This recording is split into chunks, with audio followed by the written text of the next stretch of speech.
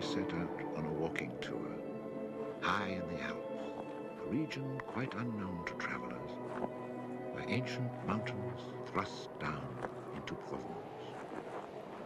The trek began on barren moors, 12 or 1,300 meters above sea level, through land that was bleak and monotonous. Nothing grew there but wild lavender. My route led across the region at its widest point, and after hiking for 3 days, I found myself in a wasteland, desolate beyond description. I made camp near the remains of an abandoned village. The day before, my water supply had run out and I had to find some. The cluster of houses, although they were in ruins, reminding me of an old wasp's nest, made me think that once there must have been a fountain, or perhaps a well.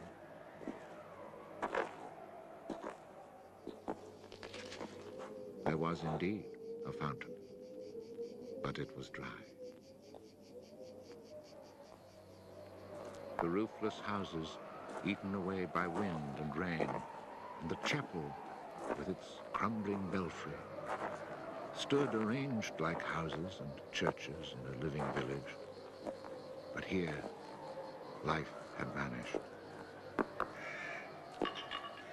It was a sunny, cloudless June day, but over these bare highlands blew a fierce, insufferable wind. Growling through the skeletons of the houses, it sounded like a wild beast disturbed while feeding on its prey. I had to move camp.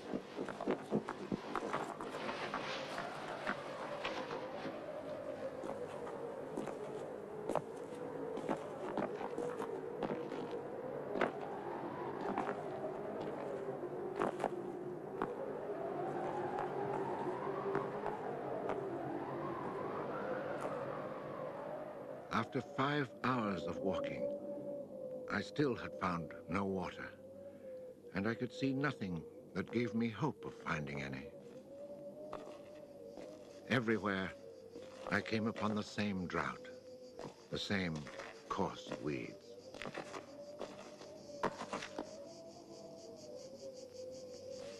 In the distance, something caught my eye. A thin, dark shape that I took for a tree stump. But just in case, I walked towards it.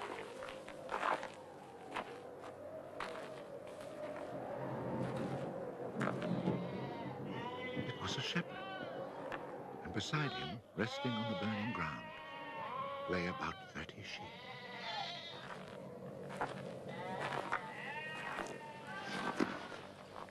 He let me drink from his gourd, and presently he led me to his sheepfold in a hollow in the plain. He drew water. Excellent water it was, too, from a very deep, natural well over which he had rigged a simple windlass.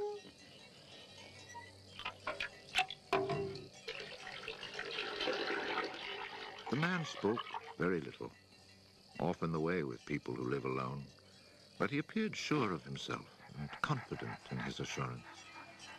It all seemed somehow strange in this barren land. He lived not in a hut, but in a real house, a stone house, whose walls clearly showed how his own labor had repaired the ruin it had once been. Its roof was solid and strong, and the wind on its tiles sounded like the sea upon the seashore. Inside, it was neat and tidy, dishes washed, floor swept, shotgun oiled. His soup simmered over the fire. And I noticed that he was freshly shaved, that all his buttons were firmly sewed on, and that his clothes were darned with that meticulous care which makes the mend invisible. He shared his soup with me.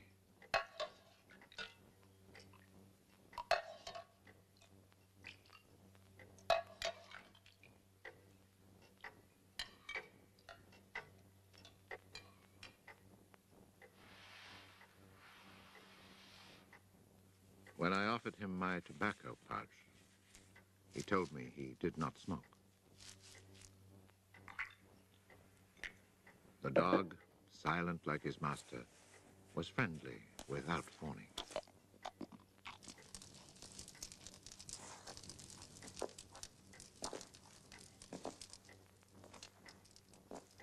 It had been agreed that I would spend the night. The nearest village was still almost 2 days' walk away. Villages in this region were few and far between, and I knew well what they were like. 4 or 5 of them were scattered over the slopes of these highlands, each one at the very end of a cart track among copses of white oaks.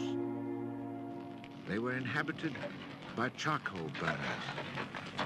The living was poor, and families huddled together in a climate very harsh both in summer and winter found their struggle for survival made more bitter by their isolation. There was no relief. Their constant longing to escape became a crazy ambition. Endlessly the men carted their charcoal to town, then returned home. Even the most stable characters crack under the constant grind. The women seethed with resentment. There was rivalry in everything. The sale of charcoal and the church pew. They were rivals in virtue and rivals in vice. And the battle royal between vice and virtue raged incessantly. And always there was the wind. The ever-present wind constantly grating on the nerves. There were epidemics of suicide and many cases of madness, nearly always ending in murder.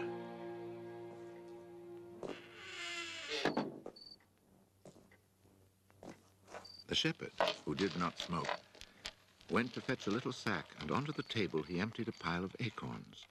He began to examine them very carefully, one by one, separating the good from the bad. I sat, smoking my pipe. I offered to help, but he told me it was his work, and indeed, seeing how very carefully he carried out his task, I did not insist. That was the only time we spoke. When he had set aside enough acorns, he divided them into piles of 10. As he did this, he discarded the smaller ones, or those that were cracked, for now he was examining them very, very closely. When finally there lay before him 100 perfect acorns, he stopped, and we went to our beds. Being with this man brought a great sense of peace. The following morning, I asked him if I might stay on and rest for the day. He found that quite natural, or to be more precise, he gave me the impression that nothing could upset him. The day of rest was not absolutely necessary, but I was intrigued, and I wanted to learn more about him. He let his sheep out of the pen and led them to their grazing. Before he went, he took the little bag of carefully chosen acorns and put them into a pail of water to soak. I noticed that for a walking staff, he carried an iron rod as thick as my thumb and about as high as my shoulder.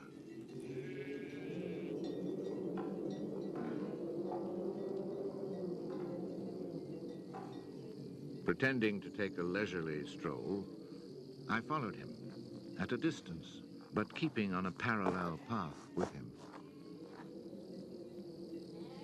The pasture for his sheep was down in a dell.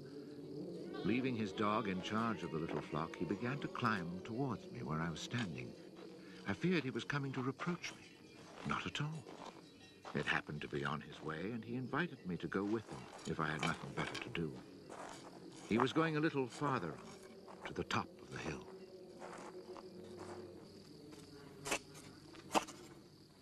When we reached his destination, he began to drive his iron staff into the ground.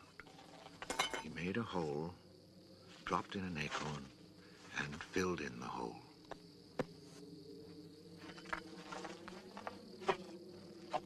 He was planting oak trees. if he owned the land. He said no.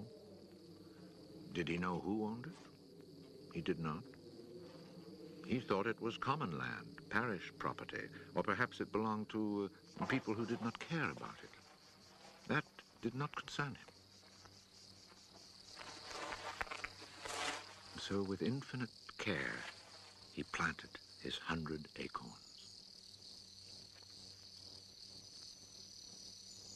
After the midday meal, he began to sort out more of his acorns. I suppose I must have been quite insistent with my questions, because he answered me. For 3 years, he had been planting trees in that desolate country. He had planted 100,000. Of the 100,000, 20,000 had come up. Of these, he still expected to lose half, either to rodents or to any of the unpredictable things which only Providence can account for. That left 10,000 oaks to grow on this tract of land where before there was nothing. It was then that I wondered about the man's age. He was clearly more than 50. 55, he told me. His name was Elzéar Bouffier. He had owned a farm down in the lowlands. It had been his life. He had lost his only son, and then his wife, and had withdrawn into this solitude where he was content to live quietly with his lambs and his dog. It was his opinion that the land was dying, a lack of trees. He added that having nothing very important to do himself, he had resolved to remedy this state of affairs. I was young and only thought of the future as it affected me and my search for happiness. So I told him that in 30 years, those 10,000 oaks would be magnificent. He answered quite simply that if God granted him life, in 30 years he would have planted so many more that these 10,000 would be like a drop of water in the sea. Already he was studying the growth of beech trees and had a nursery full of seedlings grown from beech nuts. They're quite beautiful. He was also thinking of birches for the dales, where he told me there was moisture just below the surface of the soil. The next day, we parted. The following year came the First World War, in which I was engaged for 5 years. An infantryman was hardly likely to have trees on his mind.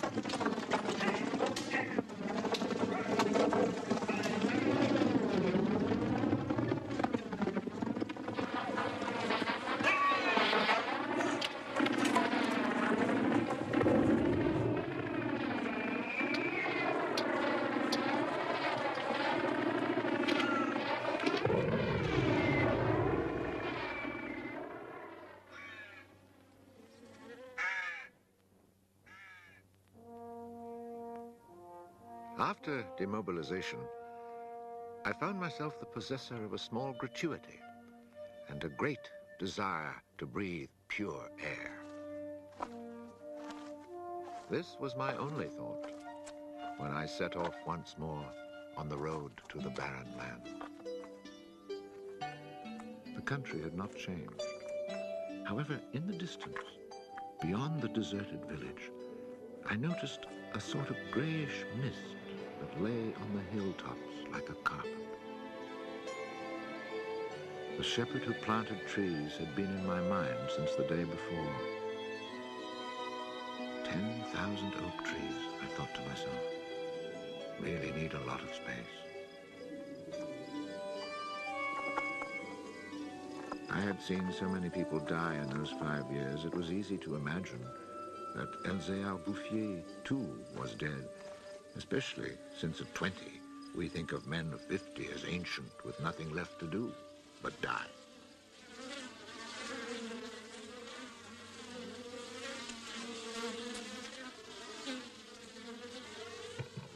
He was not dead. He had changed his occupation. He had only 4 sheep left, but now he had over 100 hives of bees. He had given up sheep because they threatened his young trees. The war had not disturbed him, and he had calmly continued his planting. The oaks of 1910 were now 10 years old and taller than either of us. It was such an impressive sight, I was struck dumb. And as he never said a word, we spent the whole day in silence, walking through his forest. It was in 3 sections and measured 11 kilometers long and 3 kilometers at its widest. When I reminded myself that all this was the work of the hand and soul of one man with no mechanical help, it seemed to me that men could be as effective as God in tasks other than destruction. He had followed his dream, and beech trees as high as my shoulder, stretching as far as the eye could see, were witness to it. The oaks were strong and past being at the mercy of rodents. As for Providence, she would have needed a cyclone to destroy this creation of man. He showed me handsome groves of 5-year-old birches planted in 1915, the year I was fighting at the Battle of Verdun. He had set them out in all the hollows where he guessed, and rightly, there was moisture near the surface. They were like young children, tender yet firm and confident. And creation, it seemed, had just followed in a natural sequence. He hadn't worried about it. Resolutely, he had gone about his simple task. On the way down through the village, I saw streams flowing with water, which in living memory had always been dry. This was truly the most impressive effect of creation's natural cycle that I'd ever seen. Long ago, these brooks had been full of water. Among the miserable villages I mentioned before, some were built on sites of ancient Roman villages, and archaeologists digging in the ruins had found fish hooks, whereas in the 20th century, cisterns were needed to ensure even a modest supply of water. The wind had scattered seeds too, and as the water reappeared, so did willow trees, reeds, meadows, gardens, flowers, and a reason for living. But the change had come about so gradually that it was simply taken for granted. Of course, hunters who climbed these heights in search of hares and wild boar had noticed the sudden appearance of little trees, but had put it down to some caprice of nature. That is why no one had meddled with the work of the shepherd. If they had suspected it was man's work, they would have interfered. But who would even think of him? Who in the villages or among the authorities could ever have imagined such constant, magnificent generosity?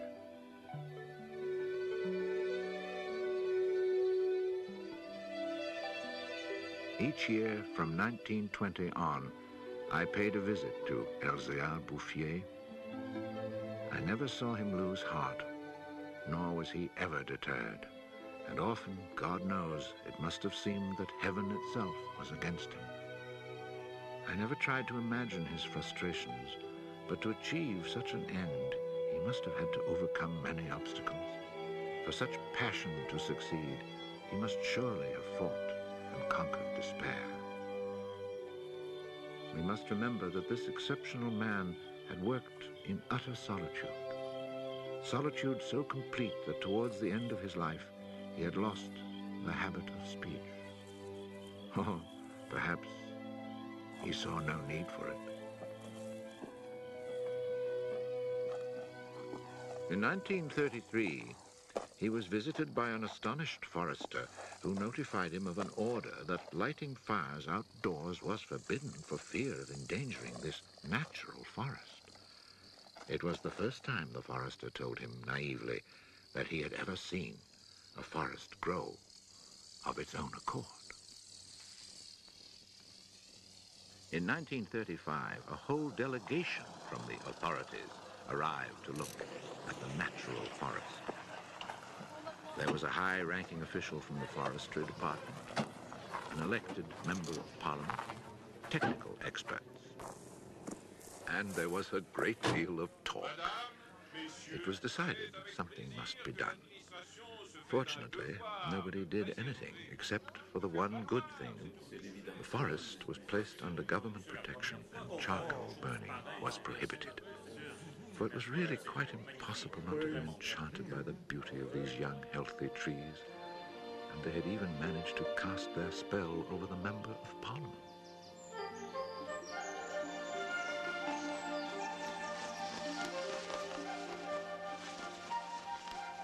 One of the senior foresters in the delegation was a friend of mine, and I explained the mystery to him. The following week, we both set out to find Elzéar Bouffier. He was hard at work about 20 kilometers from where the official inspection had taken place. I was right about my friend the forester. He was able to appreciate all he saw. I offered the eggs I had brought as a present. We all shared our lunch and spent several hours in silent contemplation of the landscape. The slopes we had climbed on our way up were covered with tall trees 4 times our own height. I remembered how it had looked in 1913, desolate, but quiet, regular work, brisk mountain air, the simple life, and above all, peace of mind, had endowed this old man with almost awe-inspiring health. He was one of God's athletes. I wondered how many more hectares he would cover with trees. Before we took our leave, my friend made one small suggestion about the kinds of tree which seemed to suit the soil here. He did not press the point, for the simple reason, he told me afterwards, that this man knows more about it than I do. The idea must have been turning over in his mind, for after we had walked for an hour, he added, he knows more about it than anyone else in the world. He's found a perfect way to be happy. Thanks to this forester, not only the forest, but the happiness of Elzéar Bouffier were protected. The only serious danger to his work occurred during the Second World War. Cars being powered by wood-burning generators. There was never enough wood. So cutting was begun among the oaks of 1910, but they were so far from transportation routes that the whole enterprise proved financially unsound. It was abandoned.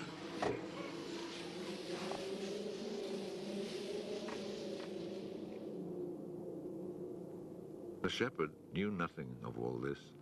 He was 30 kilometers away, quietly going about his business, ignoring the War of '39 just as he had ignored it in 1914. I saw Elzéar Bouffier for the last time in June 1945. He was then 87.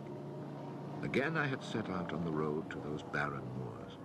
But now, in spite of the dislocation left behind by the war, there was a bus which ran from the Durance Valley up into the mountains.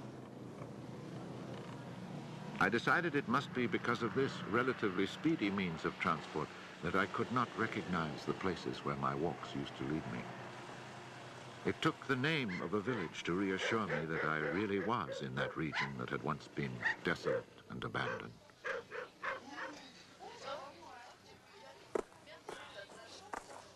The bus dropped me at Vergon. In 1913, this hamlet of no more than a dozen houses had 3 inhabitants, wild creatures who hated each other, who set snares to make a living. They were people without hope. Now everything was different, even the air itself. Instead of the harsh, dry winds of the past, there was a gentle breeze full of fragrance. From the mountain tops came a sound like rushing water. It was the wind rustling through the forest. And then, even more astonishing, I heard another sound of water. I saw that they had built a fountain that was splashing merrily. And beside it, what I found most touching, someone had planted a linden tree, the perfect symbol of rebirth.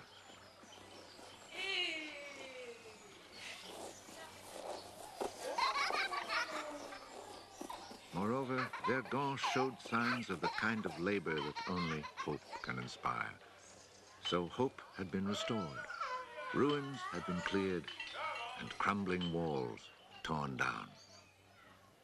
The new houses, freshly rough-cast, stood in kitchen gardens where flowers and vegetables grew in orderly confusion. Roses and cabbages, snapdragons and leeks, celery and anemones. It had become a place where one would want to live. From this point, I continued on foot. The war had not been over long enough for life to reach full bloom, but Lazarus had emerged from the tomb. On the lower slopes of the mountain, I could see small fields of young barley and rye, and down in the narrow valleys, the meadows were green.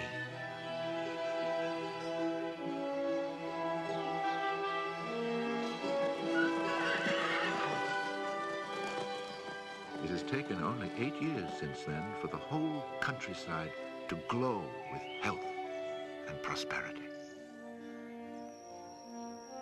Where I had seen ruins in 1913, there now stand clean, freshly plastered farmhouses, evidence of happy, comfortable lives. Dry springs fed by snows and rains, now conserved by the forest, have begun to flow again. In the maple groves, each farm has its fountain brimming over onto carpets of fresh mint. Bit by bit, the villages have been rebuilt. People have come to settle from down in the plains where land is expensive. They have brought youth, life, and the spirit of adventure. On the roads, one meets people glowing with health, and boys and girls laughing as they enjoy their rustic pleasures.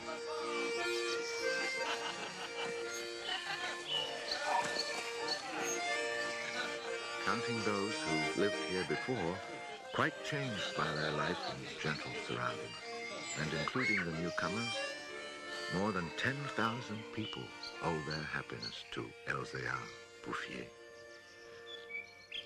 When I think that one man, one body, and one spirit was enough to turn a desert into the land of Canaan, I find after all that a man's destiny can be truly wonderful. But when I consider the passionate determination, the unfailing generosity of spirit it took to achieve this end, I'm filled with admiration for this old, unlearned peasant who was able to complete a task worthy of God. Elzéar Bouffier died peacefully in Banon in 1947.